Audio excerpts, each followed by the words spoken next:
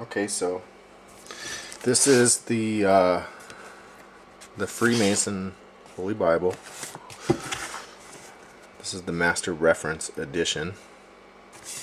Okay.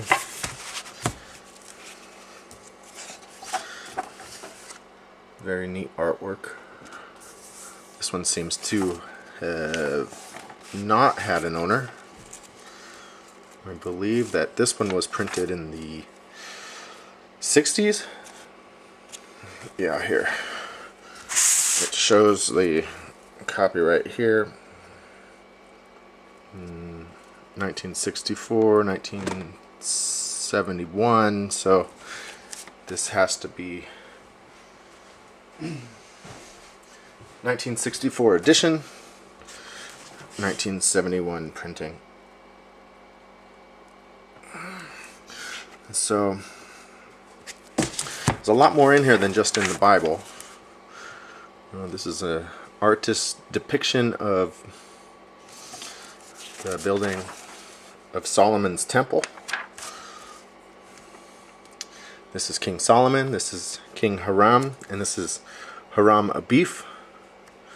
He was the first Master Mason according to this pile of garbage.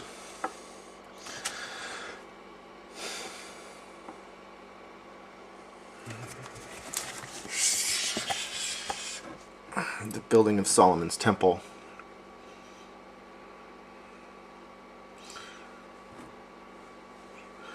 This is where the term Mason comes from. Hiram Abif was a architect, so hence all of the compass and square and building symbolism. This is where they would show who signs off on your membership, what level you are, entered apprentice, fellow craft, or master mason. Now, most people only get through the first 3 degrees, and those would be considered a speculative mason. There are a lot more degrees, and it shows that. Further in here, here is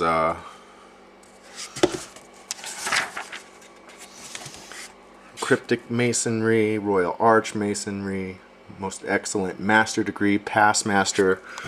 This explains all of the different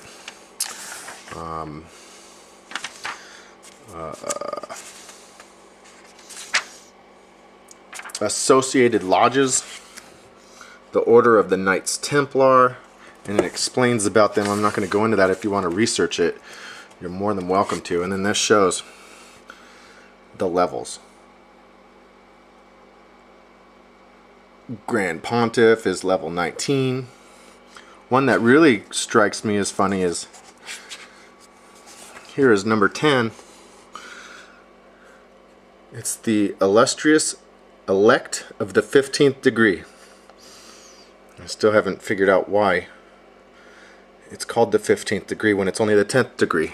I'm looking into all of this stuff, but as you can see, this explains each and every degree of masonry, and it goes all the way up to the 33rd degree, which is the Sovereign Grand Inspector General degree. I believe there's one more degree past that called the Worshipful Master, but they may have just changed the title of this degree. Here it talks about the Order of the Eastern Star, which is masonry for the rest of the family, since women are not allowed in the Freemason temples. This tells the story about that. And then here, this is what's really interesting, is a question and answer relating to the history and work of Freemasonry and the Eastern Star, not of a biblical nature, in their Bible. Okay. So this goes through and it talks about symbolism. Here it talks about George Washington's apron. Let me go through. There's a couple of these that really stuck out to me. This one here, the broken column. Why is the broken column in Masonry? Answer: among the ancients, columns or pillars were used to signify princes or nobles, as if they were pillars of state. A broken column would signify a fallen prince, the weakening of the state. Thus we have the broken column, familiar to every master mason, as a symbol of the fall of one of the chief supporters of the craft. Okay, so why is it a prince? Why not a king? I can only think of one fallen prince.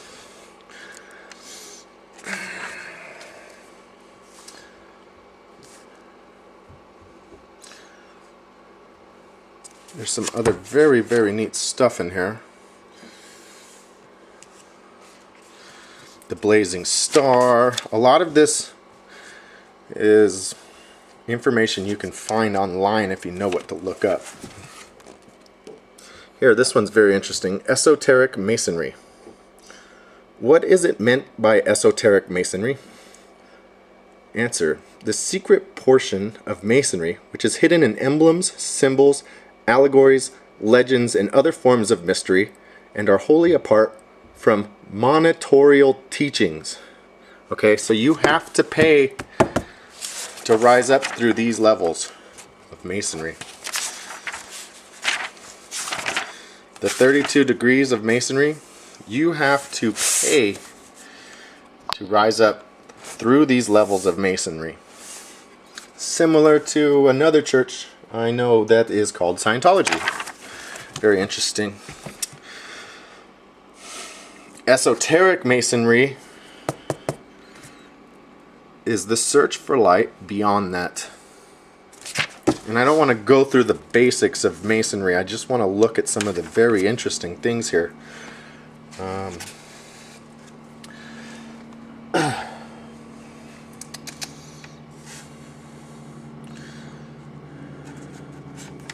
This doesn't, in here it doesn't talk anything about the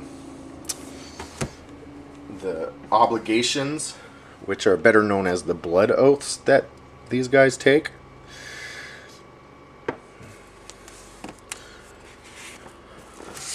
Here, worshipful. Here's an interesting definition of the term, of the word. What is the significance of this term as applied to the lodge and to the master? The Old English meaning of worship and worshipful is retained. The idea is that of honorable, one to be revered, and venerable institution of person. So there they have them worshiping another person, which is pretty anti-Christian right there.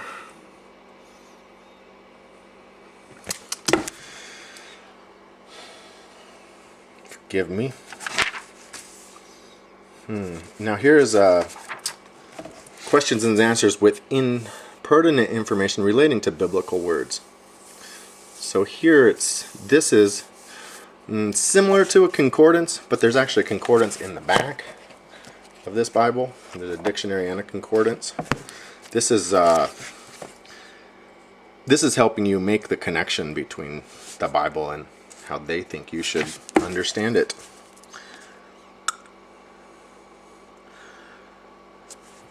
Here, Aaron's rod. Aaron's rod is very important to them.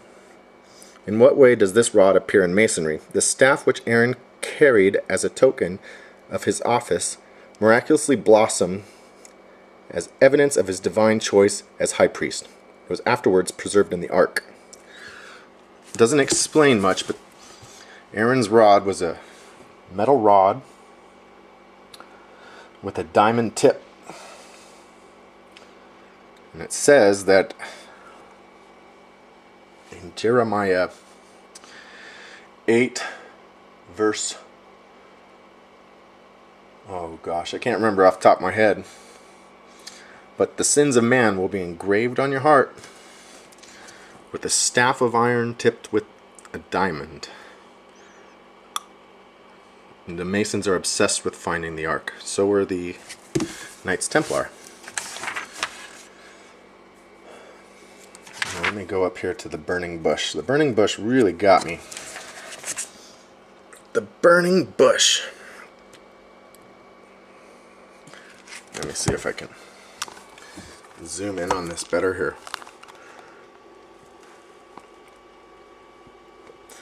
What significance is attached to this term in Masonry? Answer: Jehovah, the Hebrew title of God, is of all the significant words of Masonry by far the most important. This name is regarded as the basis of Masonic dogma and mysteries. In the original Hebrew, this name consisted of 4 letters and is designated by the Greek term tetragrammaton, meaning a 4-lettered name. Because it was forbidden of the Hebrews, as it is to a Mason to pronounce it, it is also called the ineffable or unpronounceable name. Since this ineffable name was first communicated to Moses out of the midst of a flaming fire from a burning bush, which was not consumed by the flames, the utterance of this name by God himself is commemorated in the burning bush of the Royal Ark degree.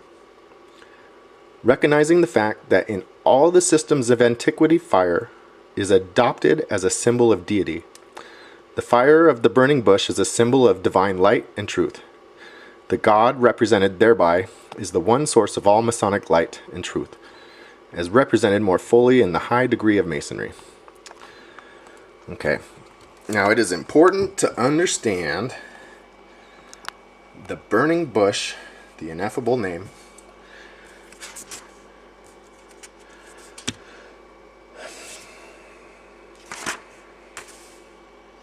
to understand the goals. It says right there it's the most important thing.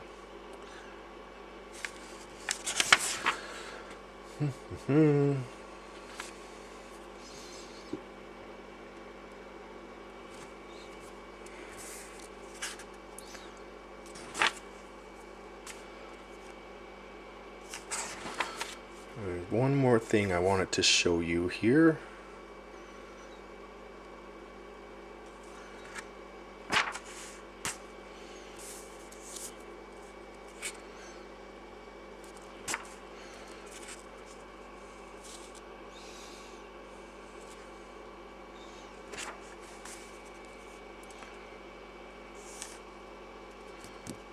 And I can't remember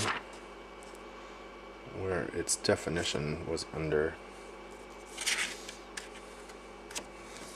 Here it talks about Palestine. This is another name for the promised land of Israel, for the Holy Land situated on the coast of the Mediterranean extending from Lebanon. Blah, blah, blah, blah, blah. Freemasonry as we have it today quite certainly had its beginnings at the building of King Solomon's temple in Jerusalem. Oh, here. The subsequent destruction of northern kingdom of Assyria left only the tribes of Judah and Benjamin, or the kingdom of Judah, for the perpetuation of Jewish history, with the Holy Land, especially with the building of King Solomon's temple and its successor. Elsewhere, it talks about how they want to take that.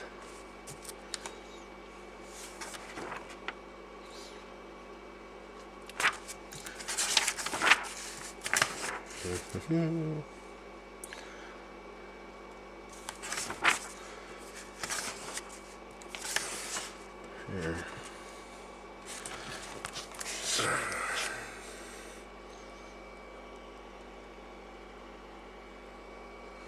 Here they talk about Zion. Mount Zion was the southwestern of the 3 elevations.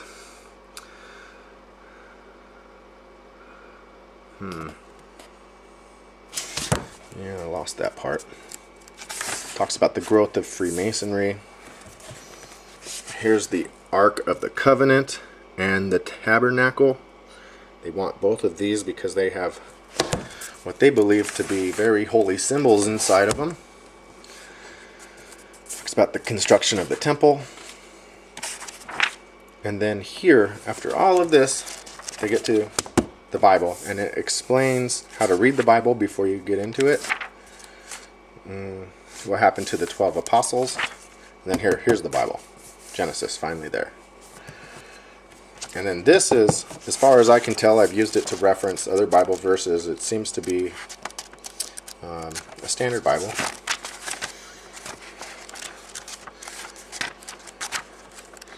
There's an inch. They do mix in artwork here with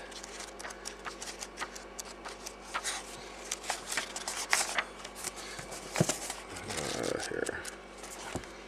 They mix in artwork here with. Now these are famous art. The Dutch school artist, unknown. This is a depiction of Noah's Ark. In the background here is Noah's Ark. And then there's two of every animal, common animals, and Noah and his family. Now, I noticed that there was horses back here, and then I noticed that there's already horses here. So why is there 4 horses? If we zoom in, we'll see. Because they're unicorns. See that? So, interesting choice of a picture. I don't think that they chose these by accident. I haven't been able to look through all of them. Here is a giant section on Palestine or the Holy Land. And this explains it as wanting to reclaim that back.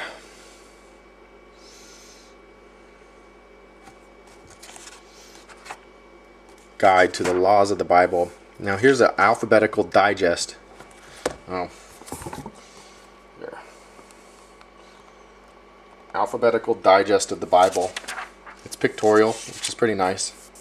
If you notice, the majority of the drawings are Egyptian or Mesopotamian. There's some Greek mixed in. If you look here, the ancient beards. The majority of those are Mesopotamian or Greek. Mesopotamian or Egyptian. This stuff, I haven't had time to go through it. It's pretty boring, like reading a dictionary. But they definitely get you all confused with the mixing of Egyptian and Christian religions, which Egyptian is largely pagan. The story of Osiris and Isis, reincarnation and death, not Christian in terms.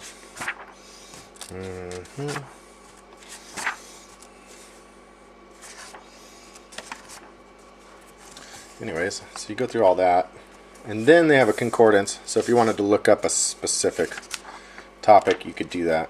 You should be familiar with concordances. And then in the back they have some maps. Jerusalem, here.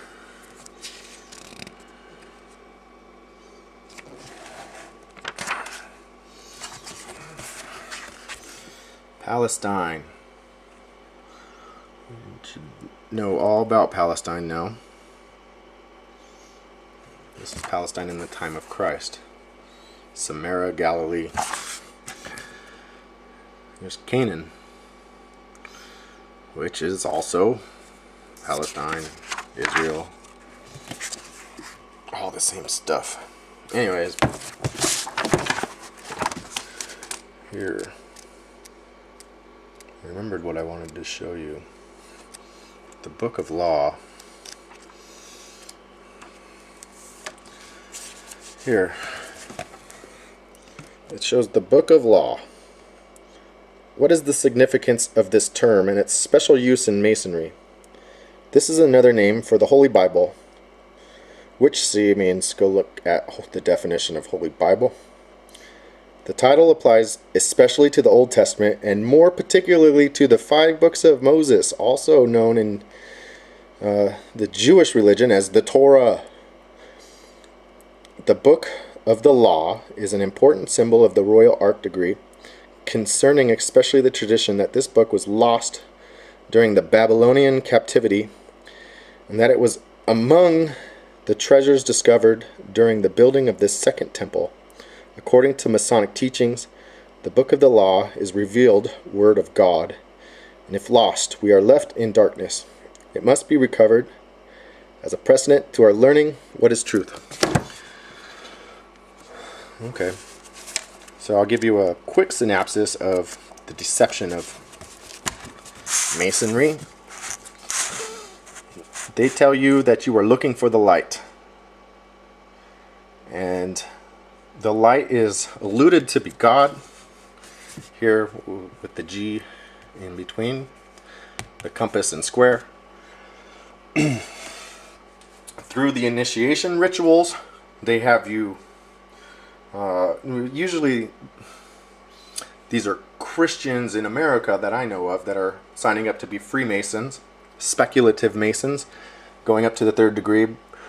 By the time you're done with the 1st degree, you've already blasphemed 3 times, 1 in taking an oath, 1 in denying the existence of God or the existence of Jesus already on your way into the church, and another time by performing rituals, which those are all forbidden in the Bible. So they're tricking Christians into paganism. Okay. Now, by the time you get up to the 32nd degree, and I don't have Morals and Dogma, which is a book by Albert Pike explaining the real morals and working of Freemasonry in kind of coded terms, but there's some parts of it that are very clear. There's George Washington. They're super proud of him. But by the time you get to the 32nd degree, or 33rd degree, which George Washington was, then they reveal to you that the light that you have been seeking, they don't really know how to find it, and they hint at it being actually Lucifer. In several places in Morals and Dogma, they actually straight out tell you that it's Lucifer. Lucifer in the Bible is referred to as the light bearer, which they joke about as being a funny name for someone who is the Prince of Darkness. But here is their goal. And if you understand anything about pagan cultures or pagan religions, when you know the name of a demon, you can summon that demon either for self-possession, to gain its powers, or to let it just work through you, or control it as a spectral being. So if you know the name of a demon, then you can harness its powers. And that's in their religion. I don't really believe that, but it is what it is. These guys believe that if they can find out the ineffable name, the Tetragrammaton, that they can then gain God's power, or even dethrone him, which is where all of Lucifer's interpersonal relationship problems with God came from in the first place. So they don't really get it, but they're trying. So Freemasonry, the symbolism is here. You'll see it all over town if you understand what the symbols are and look them up. You'll see it all over your media. You'll see it in your music.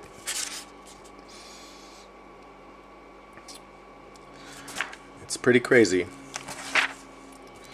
They seem to be motivated by enacting end times and by trying to find out God's name. And maybe that's why they want to enact end times. Maybe they think they can get to his name that way. I'm trying not to speculate too much, just staying with known facts. I know I speculate a little bit, but in a secret society, you kind of have to, because they're not just going to come out and drop the veil and say, haha, gotcha. No, I don't think that will happen. Here's some stories about Harama beef, and there's actually a much bigger section. I would suggest you read that. It is a retelling of the story of Isis and Osiris, and they admit that it is in Morals and Dogma, which is a reverend book. It's kind of like the Torah or the Quran or the Book of Mormon is to the Bible for those other religions. We'll hear Ineffable Name. It says, what is the origin and reason for this title of Jehovah? Among the ancient Hebrews, it was forbidden that the most sacred name of God be spoken aloud, hence the title Ineffable Name. This reverential usage is observed in Masonry. See Jah. So let's go to Jah, or Yah. Here. This word is a transliteration of the Hebrew poetical term for Jehovah, and one with exception is rendered Lord or Jehovah in our English version. A similar name in other languages was in use in ancient times, signifying the supreme deity. And it references Bible verses. You can go to Psalm 68:4, page 546.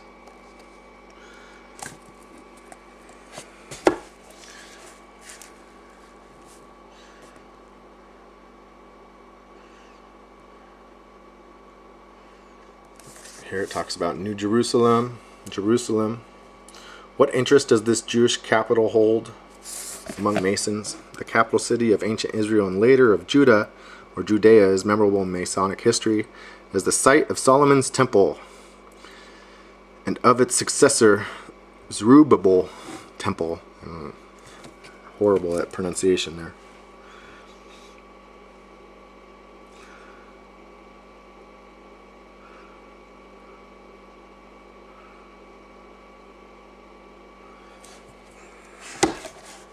Yeah, I don't think it's in this. I think it's in Morals and Dogma where they actually come out and say, here, the light. This is what they tell you they seek. Light is far more important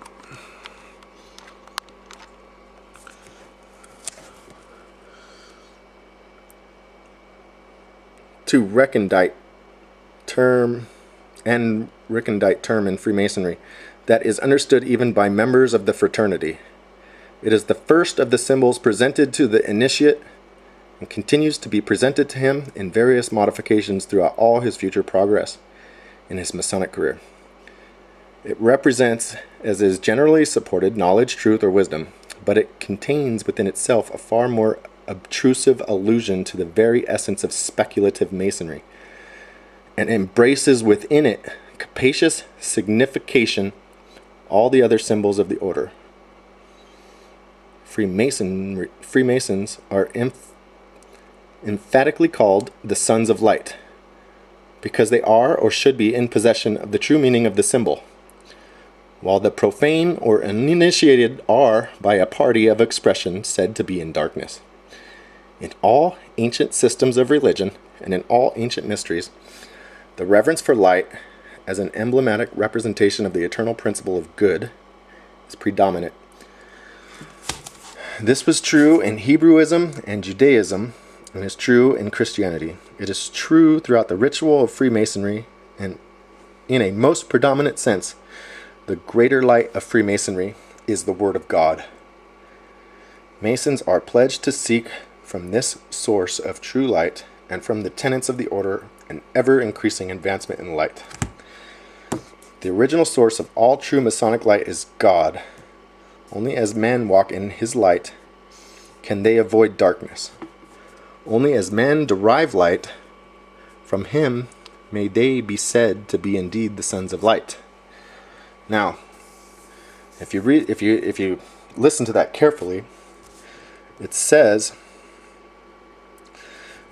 that it represents, as is generally supposed, knowledge, truth, or wisdom. But it contains within itself a far more obtrusive allusion to the very essence of speculative Masonry, and embraces within it capacious signification all other symbols of the order. So they're saying that at level 3, speculative Masonry, you just won't understand what the light is. Here they tell you it's God. So this you get when you first sign up with Masonry. Take their oath. They give you a Bible to study. So why would they tell you it's God and then tell you that you'll never know what the true meaning is until you go up in levels? Big secrets. Secrets.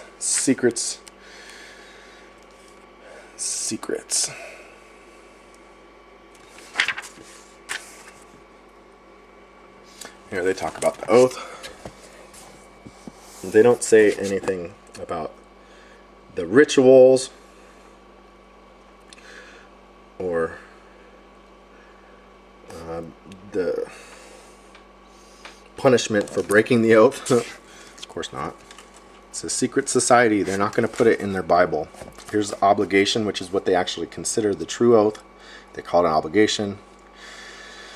Cannot be enforced by the court of laws, is binding to the party who assumes it in consciousness and according to moral justice. The Masonic obligation varies in each degree, but in each it is perfect. Each obligation consists of certain prescribed duties, which are called its points. These points are either affirmative or negative. Blah, blah, blah. There's a lot of wording in here because they're hiding their secrets in plain sight. Seals, Book of Seven Seals. I mean, there's a lot of end world times. A lot of Genesis in here too. With the Shem, Ham, and Japheth. The Tower of Babel. Solomon's Temple.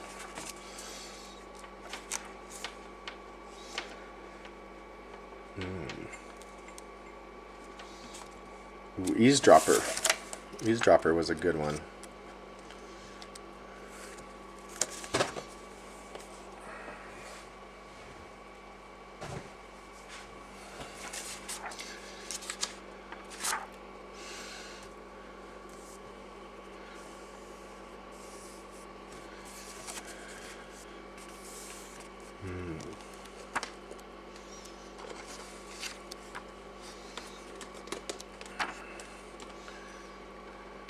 Eavesdropper.